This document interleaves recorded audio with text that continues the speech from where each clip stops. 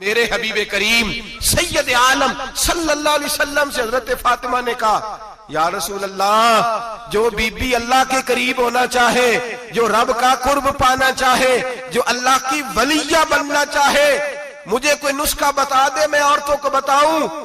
तो मेरे हबीब ने फरमाया, जो बीबी जितना घर के अंदर रहेगी, जितना घर के अंदर रहेगी, जितना घर के अंदर रहेगी, उतना ही वो अपने रब के करीब होती जाएगी, उतना ही अल्लाह का कुर्ब पाती जाएगी। और जितनी सज धज के बाहर निकलेगी, जितनी सवरेगी, उतनी वो अल्लाह से दूर होती जाएगी। जितने कदम उसके घर से दूर निकलेंगे, उतने ही कदम उसके अल्लाह के कुर्ब से दूर होते जाएंगे। उतने ही कदम, माएं तुम्हारी दुआएं कबूल होंगी, मेरी माओ तब कबूल होंगी जब तुम घर में रहोगी।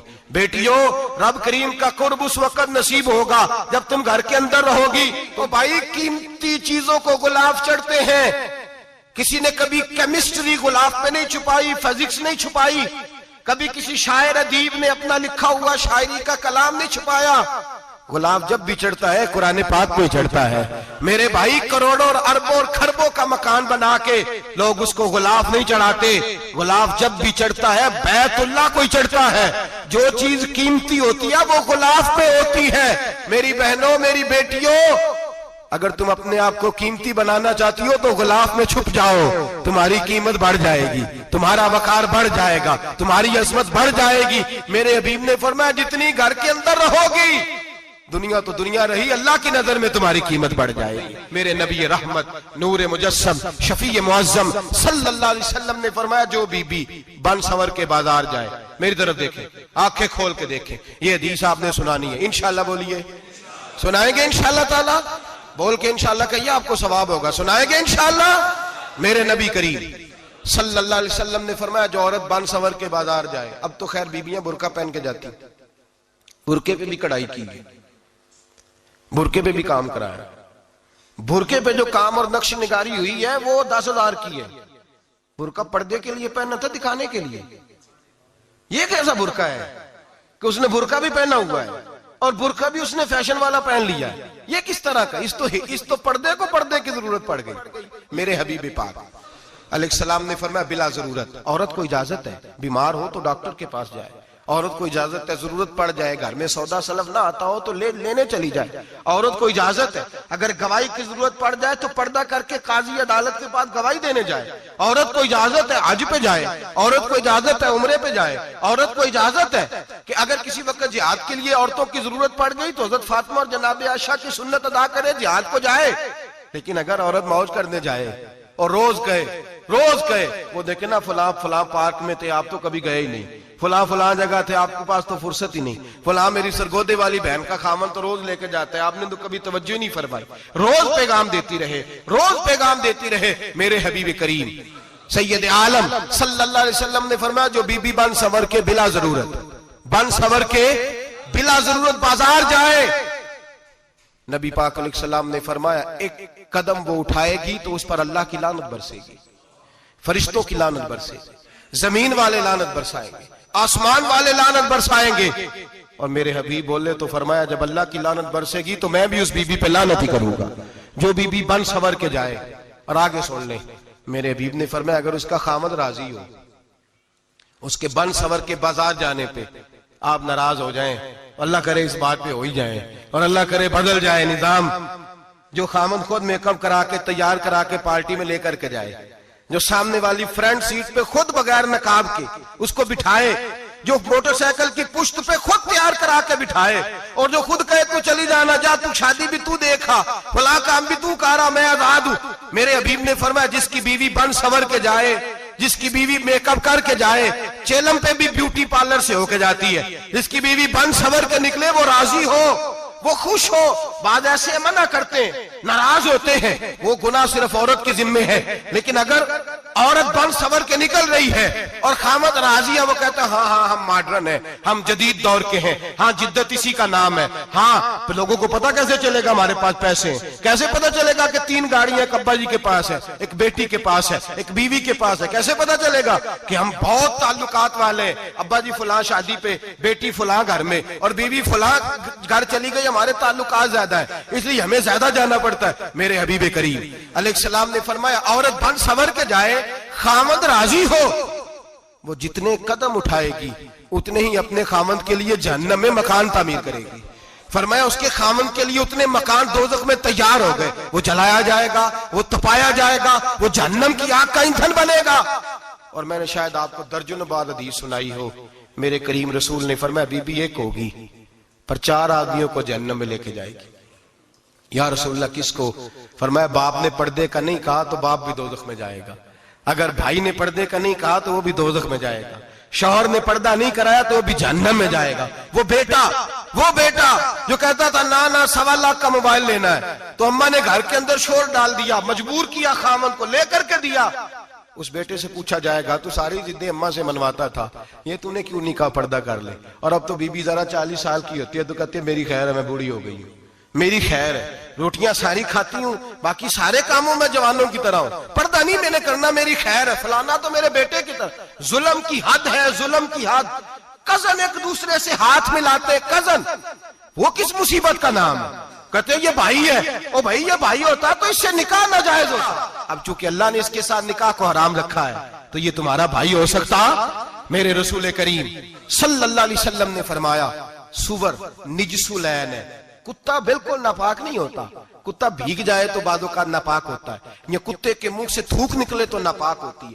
सुवर निजसुलैन है, पूरा नापाक, खुश्क भी हो तो नापाक है। मेरे हबीब पाक अलैहिस्सलातु सलाम ने फरमाया एक सुवर हो वो पहले ही नापाक, और दूसरा फिर वो सुवर गंद में लिपटा हुआ हो, गलाजत उस सुवर को लगी हुई हो। फरमाया एक तो सुवर जो निजसुलैन है और फिर वो गंद में लिपट जाए, गलाजत में भर जाए, उसके पूरे वजूद को गंदगी लग जाए। फरमाया वो सुवर गंदगी और गलाजत में लिपटा हुआ तेरे जिस्म से लग जाए तो इतना बुरा नहीं जितना गैर महरम औरत का वजूद तेरे वजूद से लग जाए तो बुरा है। किस कदर तफसील दी, कहां से बात शुरू की और कहां मेरे नबी ने सिखाई। कजन हाथ मिला रही है, कजन के साथ बाजार जाया जा रहा है, कजन के साथ फला काम हो रहा है, कजन को चचा का बेटा भाई होता है, अगर ये सगा भाई होता तो इसके साथ निकाह नाजायज होता। खुदारा आ जाओ, लौट आओ, वापस पलटो दीन की तरफ, लौटो, इस तबाही से निकलो। ये जो आग है, ये जो बेसुकूनी है, ये जो तमाशा है, ये लाखों कमाने के बावजूद जो बेबरकती है, ये बड़ी बड़ी फौजों के बावजूद जो रोज मैयतें उठती हैं, ये जो रोज जनाजे पड़े जाते हैं, ये जो रोज बेटियां बेवा होती हैं, ये जो रोज माओ के सुहाग लुटते हैं, ये हमारी नाफरमानियां हैं। हम दीन के मामले में हम लोगों ने नरमी शुरू कर दी है, हम अल्लाह और उसके रसूल से बगावत करने लगे हैं। मेरे हबीब करीम सैयद आलम नूर मुजस्सम शफी मुअज्जम सल्लल्लाहु अलैहि वसल्लम ने फरमाया जिना सिर्फ शर्मगाह का नहीं होता, हुजूर ने फरमाया आंखें भी जानी होती हैं, कान भी जानी होते हैं, जुबान भी जानी होती है। बुखारी मुस्लिम दोनों में मौजूद है। सहाबा ने अर्ज की हुजूर जुबान कैसे जानी होती है? फरमाया जो नमाज के बावजूद गंद बोलता है, गलीज गुफ्तगू करता है, वो जुबान का जानी है। और फरमाया जो रोज गंद देखता है वो जितनी मर्जी तजते पड़े वो आंख का जानी है, और जो गंदी बातों में लज्जत महसूस करके सुनता है वो जितना मर्जी रोज उठ के मस्जिद में झाड़ू दे वो कानों का जानी है। मेरे नबी ने फरमाया आंख का जिना भी छोड़ दो, कान का जिना भी, बोलिए कान का जिना भी, जुबान का जिना भी। मुस्नद इमाम अहमद बिन हंबल उठाइए, एक सहाबी ने अर्ज की हुजूर नमाज में दिल नहीं लगता, मेरा कुरान पाक में दिल नहीं लगता, दुरूद व सलाम में दिल नहीं लगता। आमिना के मासूम लाल ने क्या जवाब दिया? हुजूर ने फरमाया जा अपनी नजर जाके पाक कर ले, अल्लाह के नबी का वादा है तेरा सजदे में दिल लगने लग जाएगा। जा अपनी आंख को तहारत दे, वुजू करा, नजरों को पाक कर, अल्लाह के रसूल का वादा है तेरा कुरान पाक में दिल लगेगा। जा जाके अपनी नजर को पाक कर, वादा है तेरी जुबान पे दुरूद सलाम जारी हो जाएगा, अल्लाह का जिक्र जारी हो जाएगा। मेरे भाइयों, औरत का पर्दा, औरत का हिजाब दीन में उसी तरह फर्ज है जिस तरह नमाज फर्ज, जिस तरह रोजा फर्ज है, जिस तरह ज़कात फर्ज है, उसी तरह औरत का पर्दा भी फर्ज है। अगर किसी घर में औरत पर्दा नहीं करती, उस घर के मकीन सारे अल्लाह के हुजूर जवाब दे हैं। मेरे हबीब करीम अलैहिस्सलाम ने जिस औरत को पसंद किया, जिस औरत की तारीफ की, जिस औरत की बाबत मेरे नबी ने इरशाद फरमाया, और बड़े खूबसूरत लफ्ज हैं, साहिब अहकामुल कुरान ने लिखे हैं। मेरे हबीब पाक ने सहाबा की महफिल सजाई, मजमा खचाखच मस्जिद भर गई। हुजूर ने फरमाया बोल के बताओ खैरुन निसा कौन सी है? औरतों में सबसे अच्छी बीबी कौन सी है, बोल करके बताओ। हजरत सिद्दीक अकबर से लेकर मौला अली तक, हजरत अली से लेकर जनाब बिलाल तक, हजरत सलमान फारसी से लेकर अब्दुल्ला मुजनी तक भरा पड़ा है मजमा। हुजूर ने फरमाया बोलो सबसे अच्छी औरत, सबसे अच्छी औरत कौन होती है? एक सहाबी कहने लगे हुजूर जिसकी नमाज कज़ा ना हुई हो। पर मैं वो भी अच्छी है पर तुम मेरी मुराद को नहीं पहुंचे। एक ने कहा हुजूर जो खामद की ताबेदार हो। फरमाया वो भी अच्छी है पर तुम मेरी मुराद को नहीं पहुंचे। एक सहाबी ने कहा या रसूल अल्लाह जो पाक दामन हो। हुजूर ने फरमाया तुम मेरी मुराद को। हजरत अली फरमाते हैं जब सबके जवाब गलत हो गए तो मैं, कद मेरा छोटा था, मैं पीछे बैठा था, मैं गर्दन झुका के पीछे से निकल गया। सैयदा तैयबा ताहिरा हजरत फातिमा ज़हरा रदी अल्लाह ताला फरमाते हैं बीबी साहब के पास पहुंचा। मैंने कहा फातिमा हुजूर ने सवाल किया है। तो हजरत फातिमा भी गोया मुस्कुरा के कहने लगी इल्म के शहर के दरवाजे तो आप ही हैं, तो आप यहां आ गए। कहा हुजूर ने सवाल किया है और मुझसे लेकर अबू बकर, उमर, उस्मान गनी तमाम को किसी को जवाब नहीं आया। हुजूर ने पूछा बेहतरीन औरत कौन होती है? बेहतरीन खैरुन निसा, बेहतरीन बीबी कौन होती है? तो हजरत सैयदा फातिमा कहने लगी अली बड़ी सादी सी बात थी, सादी सी बात थी, समझ नहीं आई। का फातिमा बतला दो इतनी सादी है। तो हजरत फातिमा कहने लगी सबसे बेहतरीन औरत वो होती है न कभी गैर महरम ने वो बीबी देखी हो। अगले जुमले भी याद रखने, न कभी गैर महरम ने वो बीबी देखी हो, और फरमाया ना उस बीबी ने कभी कोई गैर महरम देखा हो। सिर्फ मर्द पे पाबंदी नहीं कि वो औरत ना देखे, फरमाया औरत पे भी पाबंदी है कि वो भी गैर महरम का चेहरा न देखे। फरमाया बीबी ने भी गैर महरम न देखा हो, वो खैरुन निसा है, वो सबसे आला। हजरत अली कहते मैं झट से आया, पीछे बैठा, बात अभी जारी थी, मैंने हाथ खड़ा कर दिया। मैंने कहा हुजूर मैं बताऊं? नबी पाक ने फरमाया बतलाओ। तो कहते मैंने कहा हुजूर बेहतरीन बीबी वो होती है जिसने न कभी गैर महरम देखा हो और न गैर महरम ने कभी उसे देखा हो। अली फरमाते हैं मैंने जवाब दिया तो मेरे रसूल की आंखों में आंसू आ गए। हुजूर रोए और फरमाते हंसते मुस्कुराते अचानक से सहाबा के आंसू बरसने लगे। मजमे पे कैफ सा तारी हो गया, आंखें बरसने लगी। हम लोग हुजूर के रोने पर सख्ते में आ गए। नजर उठाई तो जवाब तो मैंने दिया था, तारीफ मेरी होनी चाहिए थी, शाबाश मुझे मिलनी चाहिए थी। मेरे हबीब ने रो के आंसू पूछ के फरमाया मैं तुम्हें कहता नहीं अल फातिमा तो बिदा तो मिन्नी, फातिमा वाकई मेरे जिगर का टुकड़ा है, फातिमा मेरे वजूद का हिस्सा है, मैं तुम्हें कहता नहीं रहता। कहा फातिमा मेरे जिगर का टुकड़ा है। हजरत अली फरमाते हैं सहाबा मेरी तरफ देखने लगे और कहने लगे अली जवाब तू दे, शाबाश बीबी साहबा को मिले। तो कहते हैं मैंने कहा हुजूर रोए हैं तो आंसू मेरे भी छलक ही पड़े हैं। फरमाने लगे लफ्ज मेरे हैं पर सोच उस बेटी के है जिसकी तरबियत मोहम्मद अरबी ने फरमाई है। फरमाया जुमले मेरे हैं, नाकिल मैं हूं, बात मैं बयान कर रहा हूं, लेकिन पीछे सोच उस नूर वाली बेटी की है जिसको अपने घर के अंदर रह के आंगन में रख के रसूल पाक ने परवरिश फरमाई। हजरत फातिमा फरमाती हैं हजरत अली मेरे पास दौड़े आए और कहने लगे फातिमा चल मस्जिद, पता नहीं हुजूर को क्या हो गया है। हुजूर रो रो के बेहाल हो गए और हुजूर हुजरे में रो रहे और हिचकियों की आवाज मस्जिद में आ रही है। चल जरा चल के हुजूर की बात देख क्या हुआ है, हमारी तो ताकत नहीं अंदर जाने की। सैयदा तैयबा ताहिरा हजरत फातिमा झट से पर्दा ओढ़ा, हाजिर खिदमत हुई, अंदर गई। कहती हुजूर के कंधे पे हाथ रखा तो महबूब बेटी के हाथ की ठंडक महसूस की, सर सजदे से उठाया। फरमाया फातिमा आ गई हो? हुजूर आई। फरमाया चल बेटी तू भी हाथ उठा और मेरी उम्मत की बेटियों के लिए दुआ मांग। चल तू भी हाथ उठा, मेरी उम्मत की बहनों माओं के लिए दुआ मांग। महबूबा क्या हुआ? मेरे हबीब ने फरमाया रात मुझे दिखाया गया है दोज़ख में कुछ बीबियां हैं, उनके बाल फरिश्तों ने बांधे हुए हैं और उन्हें गुर्ज मार रहे हैं। वो चीखती चिल्लाती हैं और मदद के लिए पुकारती हैं, वो बड़ी तकलीफ में हैं। तो बीबी साहब अर्ज करते हैं या रसूल अल्लाह उनकी गलती क्या है? तो मेरे नबी ने फरमाया वो बारीक दुपट्टा ओढ़ती थी, वो बारीक दुपट्टा ओढ़ती थी, उनके बाल चमकते थे, गैर महरमों की नजर पड़ती थी, उन्हें दोज़ख में सजा मिलेगी, वो चिल्लाएंगी चीखेंगी, उनकी मदद को कोई नहीं पहुंचेगा। चल तू हाथ उठा दुआ मांग। हजरत फातिमा उम्मत को पैगाम देती हैं पर्दा ओढ़ लो, हिजाब में आ जाओ। हजरत सैयदा ज़ैनब हजरत फातिमा की वो लख्ते जिगर जो मैदान करबला में इमाम हुसैन बराबर की शरीक रही सैयदना इमाम हुसैन के साथ। याह्या बिन मोइन कहते मैं 15 साल तक हजरत ज़ैनब का पड़ोसी रहा हूं, 15 साल। घर बराबर होता है ना, बंदा बीबी देख ही लेता है। वो बीबी कभी पर्दा डाल के जा रही है दवाई लेने, कभी नजर आ ही जाती है। कहते हैं 15 साल में सैयदा फातिमा की बेटी का पड़ोसी रहा हूं, मैंने कभी बुरके में छुपी हुई ज़ैनब भी नहीं देखी, बुरके में छुपी हुई ज़ैनब भी कभी नहीं देखी। हजरत अब्दुल्ला बिन जाफर तैयार जनाबे अलीउल मुर्तजा के भाई थे, उनके बेटे के साथ इनका निकाह हुआ था, बीमार हो गई तो हजरत अब्दुल्ला कहने लगे ज़ैनब चल तुझे हकीम के पास ले जाऊं, तबीब के पास ले जाऊं।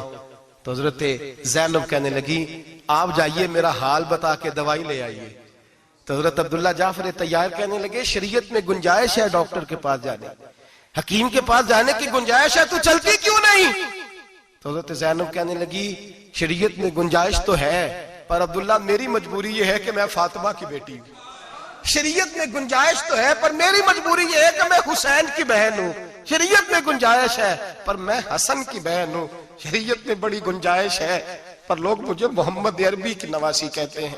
गुंजाइश तो है पर मैं नहीं ना निकल सकती, इसलिए कि जितना कोई अपने आप को दीन के करीब जानता है उतना उसके पैरों में शरीयत की जंजीरें ज्यादा होती हैं। तो जनाब सैयदना अब्दुल्ला कहने लगे अगर तू पर्दा कर गई, अगर तू चली गई, तो फरमाने लगे ये तो अल्लाह की मशीयत है, तू दवाई ला दे ताकि मैं खा लूं, और अगर मैं चली गई तो मैं अपनी माँ से जाके कहूंगी कि अम्मा सारी तकलीफें मैंने छाती पे बर्दाश्त की हैं पर मैंने तेरे पर्दे पर आंच नहीं आने दी।